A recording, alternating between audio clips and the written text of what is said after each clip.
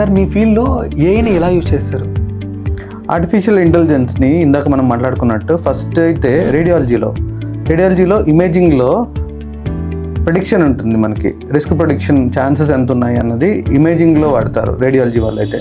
Pathology వల్ల అయితే క్యాన్సర్ని ఇందాక చెప్పుకున్నట్టు లిక్విడ్ బయాప్సీ కానీ లేకపోతే ఫర్దర్ మాలిక్యులర్ మార్కర్స్ని పట్టుకోవడానికి కానీ వాటి ఇంటర్ప్రిటేషన్కి వాడతారు పాథాలజీ వల్ల అయితే. మేమైతే రిస్క్ ప్రెడిక్షన్ మోడల్స్ ఇందాక మనం స్టార్టింగ్లో అనుకున్నట్టు ప్రివెంటివ్ ఆంకాలజీలో రిస్క్ ప్రెడిక్షన్ చాలా ఇంపార్టెంట్.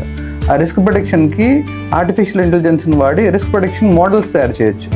మోడల్స్ తయారు చేసిన తర్వాత వాటిని ఫర్దర్గా ట్రీట్మెంట్ ప్లానింగ్కి ఒక ప్రాపర్ డెసిషన్ తీసుకొని ఒక ప్రాపర్ ప్లానింగ్ చేసుకొని ఫర్దర్గా ట్యూమర్ బోర్డ్ ముగ్గురం ఆంకాలజీ మెడికల్ ఆంకాలజిస్ట్ కానీ సర్జికల్ ఆంకాలజిస్ట్ రేడియేషన్ ఆంకాలజిస్ట్ మిగతా వాళ్ళు కూర్చొని ఒక ప్రాపర్ ట్రీట్మెంట్ ప్లాన్ పెట్టుకొని దాన్ని ఏఐ వాడి ఇంకా బెటర్గా రిఫైన్ చేసుకొని best treatment individualise treatment plans పేషెంట్కి ఇవ్వడానికి ఏఐ చాలా యూజ్ అవుతుంది.